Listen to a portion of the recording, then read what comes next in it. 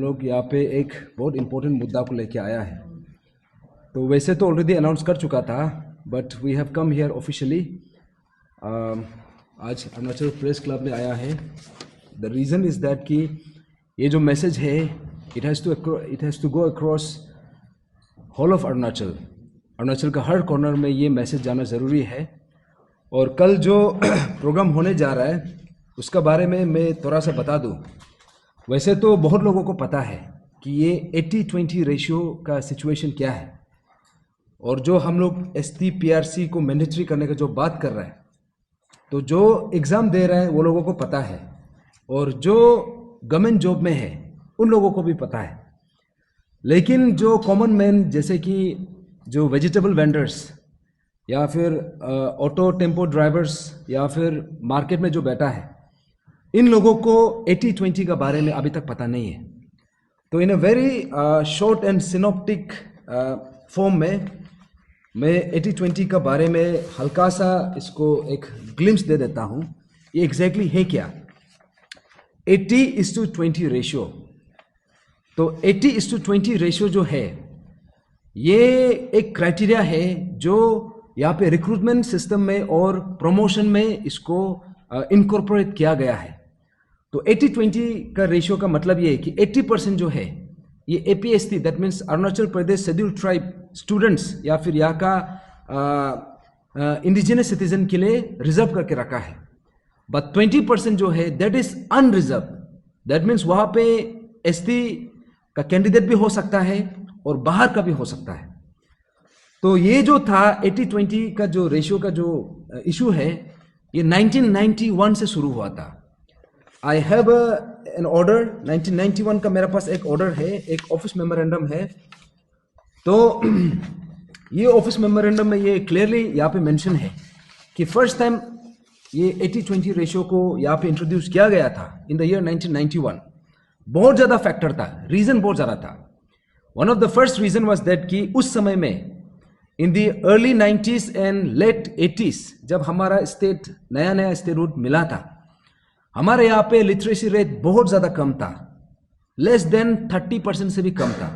उसमें कोई पढ़ा लिखा वाला कोई भी नहीं था। इतना सारा वैकेंसी था, इतना सारा पोस्ट था, लेकिन कैंडिडेट अवेलेबल नहीं था। तो उस समय का रिक्वायरमेंट का हिसाब से ये 80:20 रेशियो को बनाया था। इनफैक्ट उस समय में, उससे पहले और उस समय में 50-50 रेशियो चल रहा था। उसके बाद 1991 में 80:20 रेशियो को लेके आया।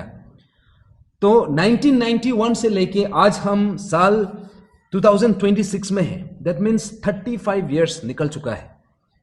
35 इयर्स शायद बहुत लोगों का उम्र भी नहीं है, तो 3 डेकेड से भी ज्यादा हो चुका है।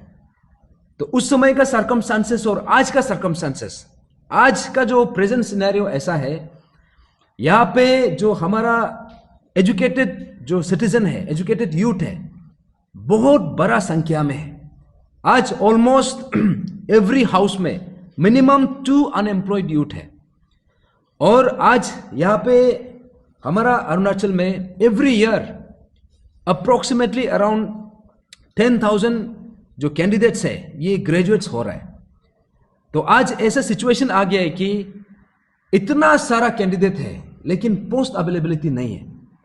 इनफैक्ट अभी आप लोग सब रिसेंटली देखा होगा एपीएसएसबी में जो एग्जाम हुआ था, एमटीएस एग्जाम के लिए पीएचडी स्कॉलर लोग को भी अप्लाई करना पड़ रहा है। That is the kind of crisis we are going through. तो ये सब को लेके हमने छोटा सा एक एनालिसिस किया कि ये 80-20 रेशियो जो है इसका रेलिवेंस क्या है, उस समय में रेलिवेंस क्या था और अभी का समय में रेलिवेंस क्या है। तो हमने हमारा जो नेबरिंग स्टेट्स है, जो नॉर्थ ईस्टर्न स्टेट्स, जो ट्राइबल स्टेट्स है, क्योंकि बाकी स्टेट को मैं इतना फोकस नहीं किया, खास करके because Arunachal Pradesh is one of the most sensitive और एक फ्रेजाइल स्टेट है। और यहाँ का जो डेमोग्राफिक डिविडेंड्स आप सबको पता है, 60% ऑफ द पॉपुलेशन जो है वर्किंग एज पॉपुलेशन का कैटेगरी में है। तो ऐसा सिचुएशन में हमने आसपास का जो जितना भी नॉर्थ ईस्टर्न स्टेट्स है, ट्राइबल स्टेट्स है, उसमें हमने एग्जामिन किया। तो हमने देखा कि ये लोग में यहाँ पे रिक्रूटमेंट प्रोसेस में ये क्राइटेरिया जो रेशियो है ये एग्जैक्टली कितना तक रखा है।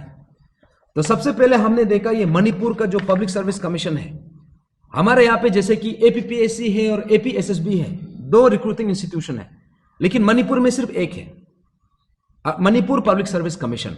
उसी से सब कुछ रिक्रूटमेंट होता है, बड़ा पोस्ट से लेके नीचे पोस्ट तक।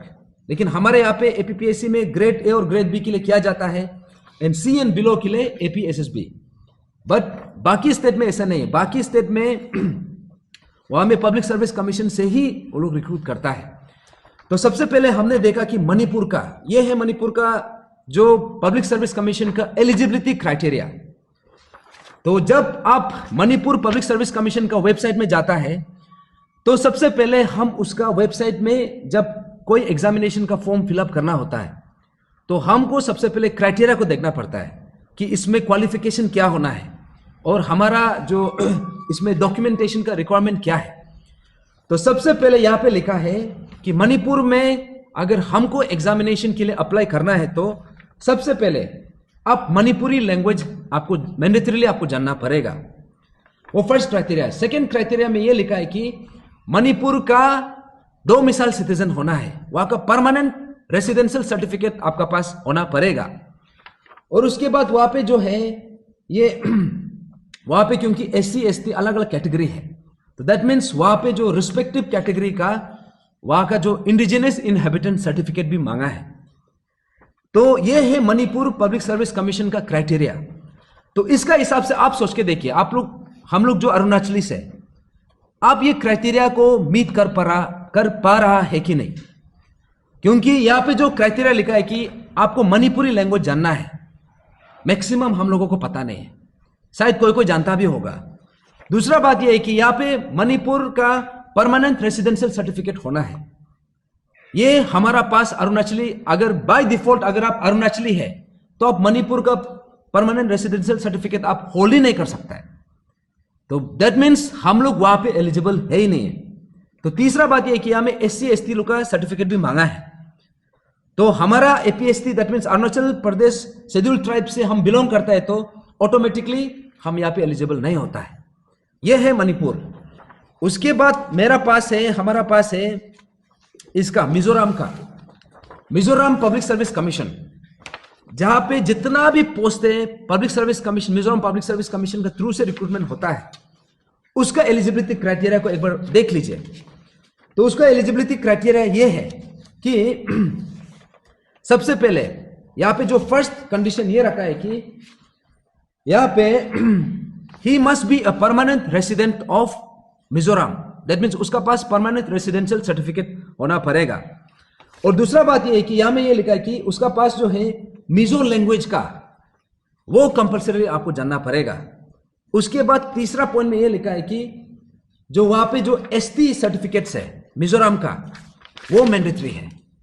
दैट मीन्स मिजो के अलावा बाकी कोई आ भी नहीं सकता है। एग्जाम देना तो बहुत दूर का बात है, अप्लाई भी नहीं कर सकता है। यह है मिजोरम और मणिपुर का दोनों का। उसके बाद मैं आता हूं नागालैंड का, Nagaland public service commission. Nagaland public service commission में भी ऑलमोस्ट सेम कैटेगरी है। इसमें फर्स्ट रिक्वायरमेंट यह है कि नागालैंड का इंडिजिनस इनहेबिटेंट सर्टिफिकेट होना है। दैट मीन्स यहां में हम लोग को जैसे एसटी सर्टिफिकेट होता है, वहां में indigenous inhabitant certificate which is equivalent to ST certificate, वो मैंडेटरी है। और दूसरा क्राइटेरिया ये है कि यहां में नागालैंड का परमानेंट रेसिडेंट होना है। दैट मीन्स उसमें पीआरसी मैंडेटरी है, नागालैंड का पीआरसी। और ये दोनों क्राइटेरिया का वजह से ऑटोमेटिकली नागालैंड में नागा का वहां का इंडिजिनस इनहेबिटेंट के अलावा बाकी कोई अप्लाई भी नहीं कर सकता है। तो ये है नागालैंड का। फिर मेरा पास है सिक्किम का। सिक्किम में भी it is the same situation. Sikkim में यहां में क्राइटेरिया ये मेंशन किया है कि अगर आपको सिक्किम पब्लिक सर्विस कमीशन में अप्लाई करना है, एग्जाम देना है, तो सबसे पहले आपको सिक्किम का परमानेंट रेसिडेंशियल सर्टिफिकेट होना पड़ेगा।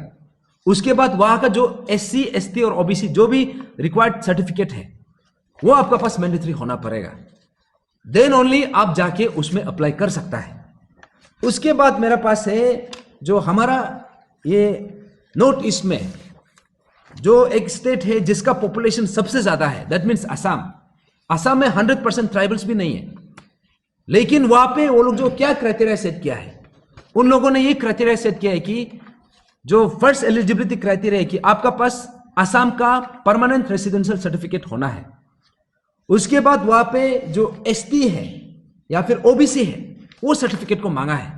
उसके बाद आसामीज लैंग्वेज वो कंपलसरी है। अगर आपका पास वो नहीं है तो आप वहां पे एग्जाम के लिए अप्लाई भी नहीं कर सकता है।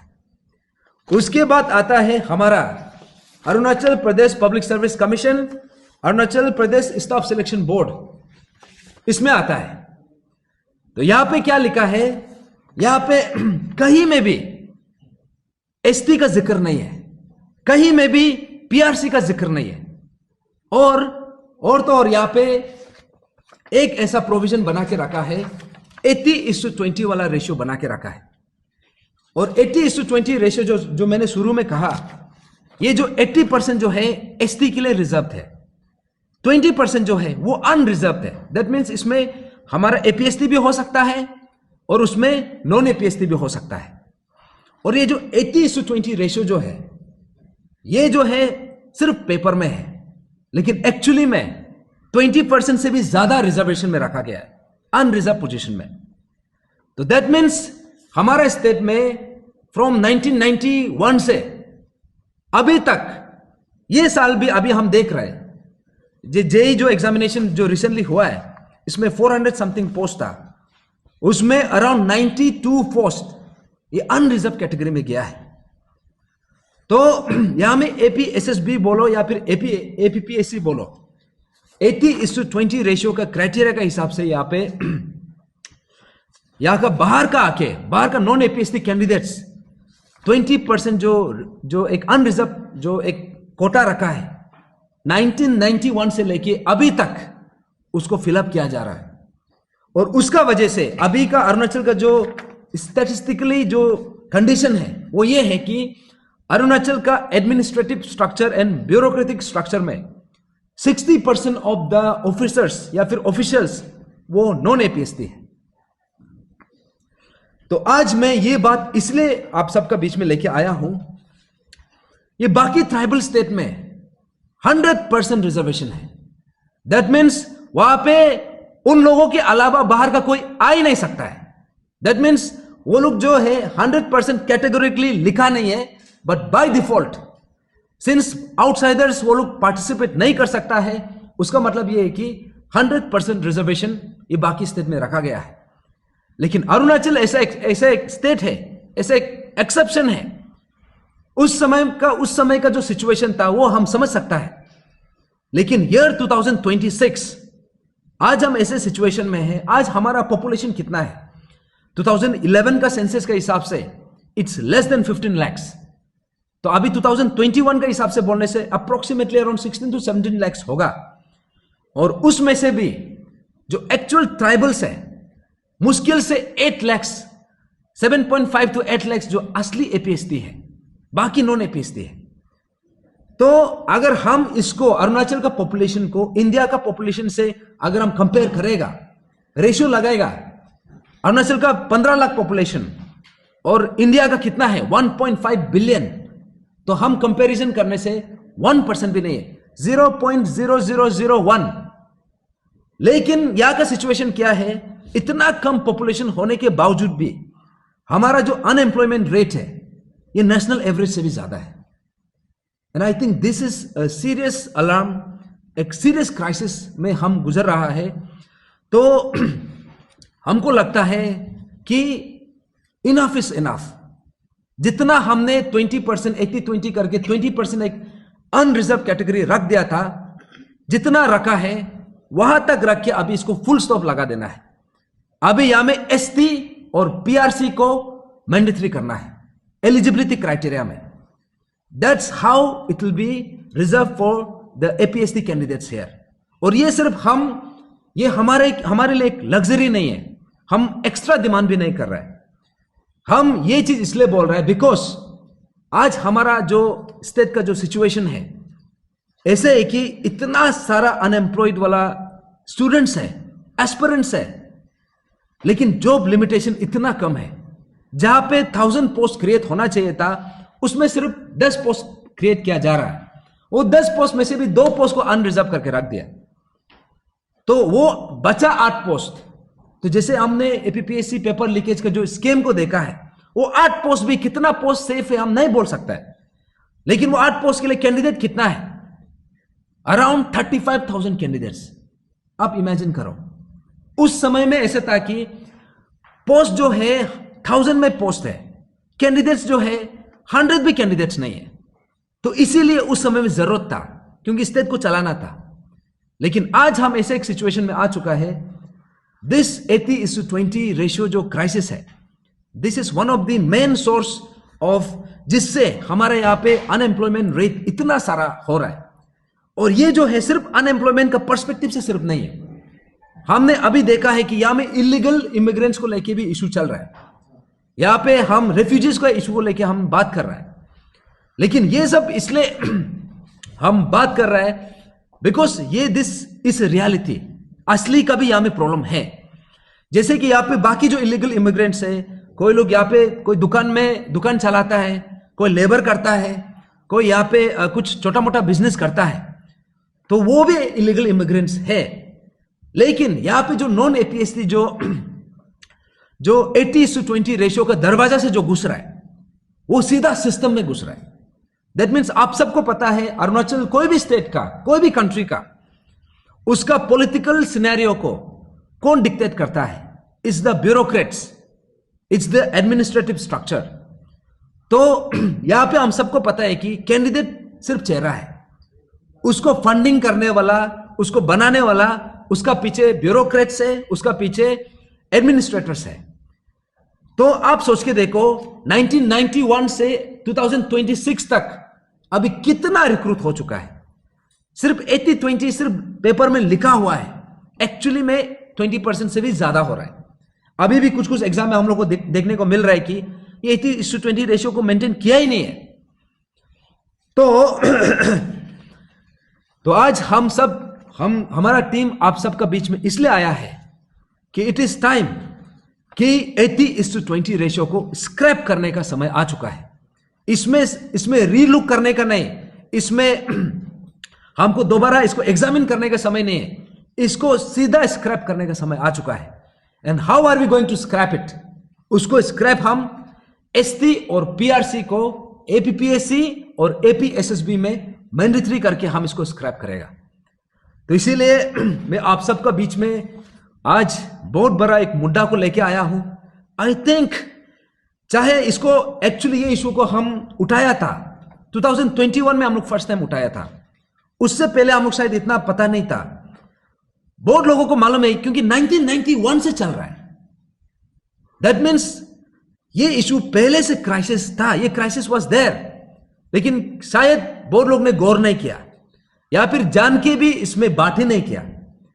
तो नाउ इट्स टाइम कि अभी समय आ गया है कि ये पर्टिकुलर क्लॉज, ये पर्टिकुलर प्रोविजन को वंस एंड फॉर ऑल इसको बंद करना है।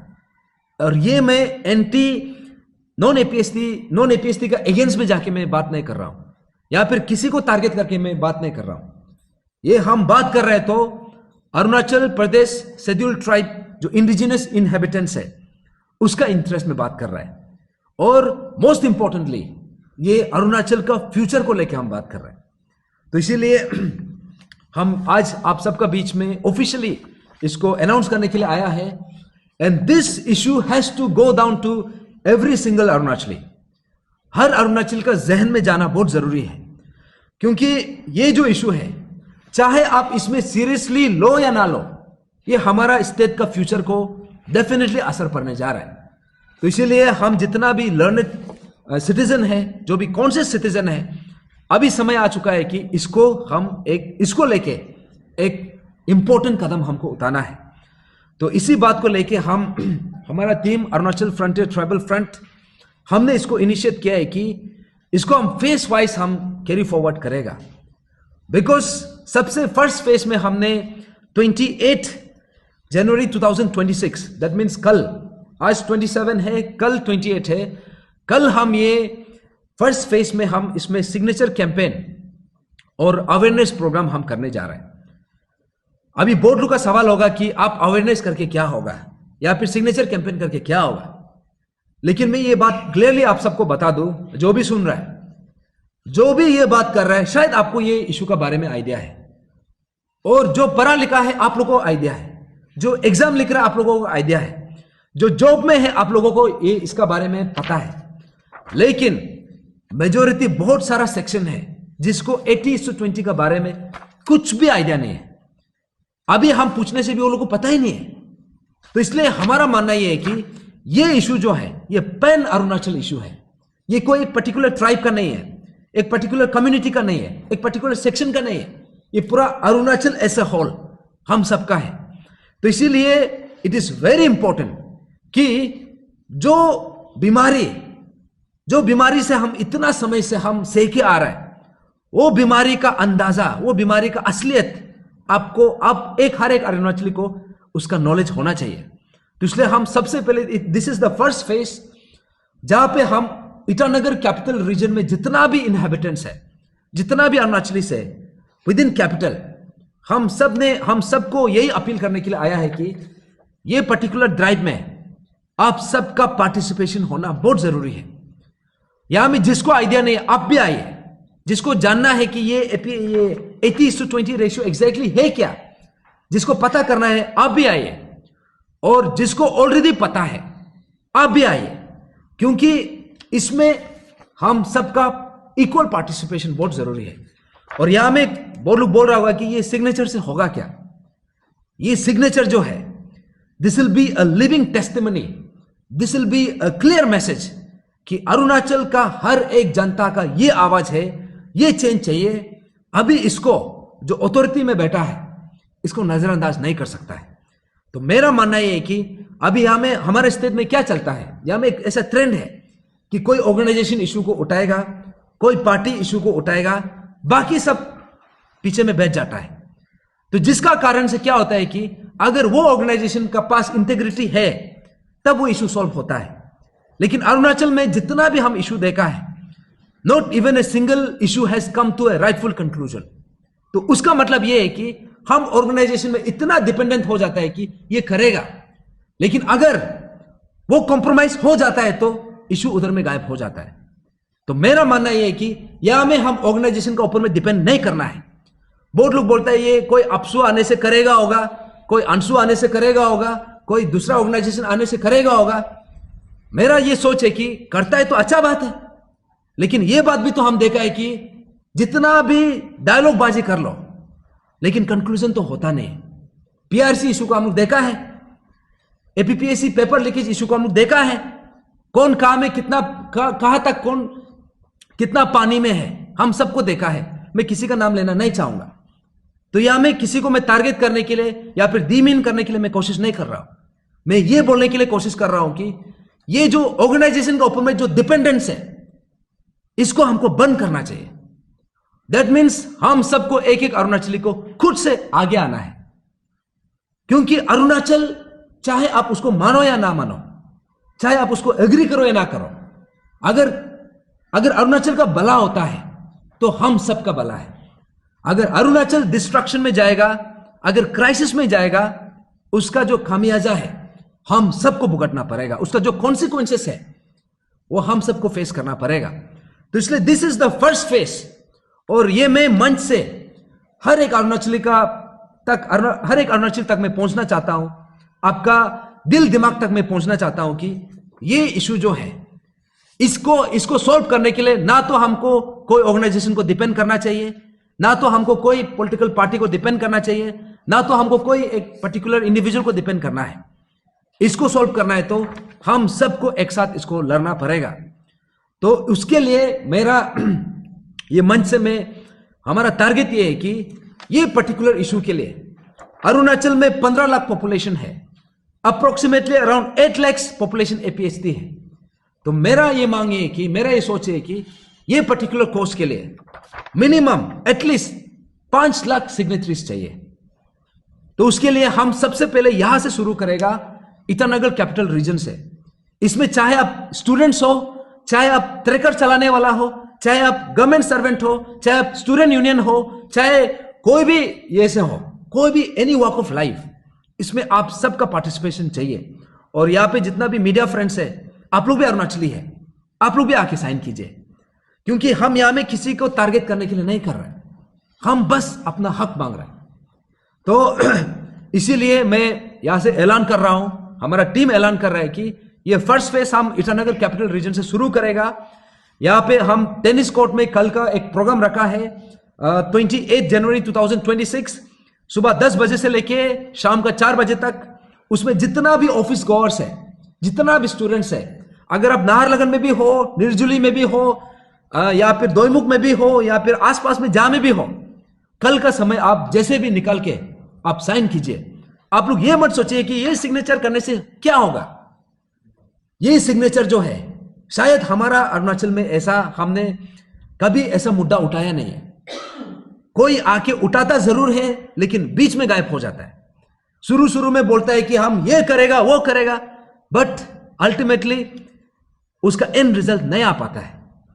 तो एपीपीएससी पेपर लीकेज में भी हम देखा है, बहुत लोग बोलता है कि तदक नालो इशू में बात करते रहता है, रिजल्ट निकलता नहीं है। आप सोच के देखिए, जब ये एपीपीएससी पेपर लीकेज को हम लोग शुरू किया था, हम लोग कहां से शुरू किया था? 2022 में लेट ग्यामर पतंग सर का साथ, उसके बाद हमारा जो तेचीपुरु सर का साथ, उसके बाद हमारे एस्पिरेंट्स का साथ शुरू किया था। उसके बाद कौन कौन आया था, अलग अलग ऑर्गेनाइजेशन जुड़ा है, फिर कौन बैकअप किया है, आप सबने देखा है। अभी घूम फिर के अभी ऐसा एक पॉइंट में आ गया है कि सिर्फ पूरा स्टेट में ऐसा लगता है कि सिर्फ तदक नालो को ही प्रॉब्लम है। अभी हम अकेला खड़ा हो गया जैसा है। लेकिन मेरा ये सोच था कि जो इशू को आप एक बार टेकअप किया है, जो इशू में आप एक कदम रखा है, तो वो इशू को जब तक उसका राइटफुल कंक्लूजन नहीं होता है, हमको उससे पीछे हटना नहीं है। तो आज हम अरुणाचल का हर एक सिटीजन को, हमको, आप सबको इनवाइट कर रहे हैं कि इसमें आप सब आइए। तो और दूसरा बात यह है, जैसे मैंने एपीपीएससी पेपर लीकेज का जो जिक्र किया है, तो एक्चुअली 26 जनवरी 2026, दैट मीन्स कल का दिन में हमारा जो विसल ब्लोअर है ग्यामर पतंग सर को स्टेट गवर्नमेंट ने इसको रिकॉग्नाइज किया है। उसका जो एक हीरोइक सेक्रीफाइस था, हीरोइक उसका कंट्रीब्यूशन था, सुप्रीम कंट्रीब्यूशन, इसको एक्नॉलेज किया है। तो उसके लिए मैं दिल से हमारा honourable chief minister Pema Khandu साहब को, उसके बाद जो जितना भी कंसर्न अथॉरिटीज में जो भी बैठा है, the government of Arunachal Pradesh को, मैं on behalf of the whole of Arunachal मैं थैंक यू बोलना चाहता हूं। On behalf of the family of late Gyamar Patang sir, on behalf of the students, खास करके pan Arunachal joint steering committee में जिन्होंने भी इतना सेक्रीफाइस किया है, उसमें जितना भी मेंबर्स था, तेचीपुरु सर, बाकी जितना भी वो है, और पेरेंट्स, एस्पिरेंट्स, और यहाँ पे मैं खास करके उन लोगों को भी जिक्र करना चाहूँगा जो 30 डेज से भी ज़्यादा जेल में बैठा है, जो लाठी चार्ज ये महसूस किया है, उसमें ये लाठी चार्ज एक्सपीरियंस किया है, उन्होंने सफ़र किया है। उसके बाद यहाँ पे इतना सारा स्टूडेंट्स को अभी भी, उन लोगों को कोर्ट का पीछे अभी भी दौड़भाग करना पड़ रहा है। तो इन सब का सेक्रीफाइस को, इन सब का कंट्रीब्यूशन को कलेक्टिवली ग्यामर पतंग सर का जो एक अल्टीमेट, एक सुप्रीम सेक्रीफाइस था, उसको honourable chief minister and the government of Arunachal Pradesh ने जो एक्नॉलेज किया है थ्रू द गोल्ड मेडल, उसके लिए मैं धन्यवाद देना चाहूँगा, दिल से थैंक यू बोलना चाहूँगा।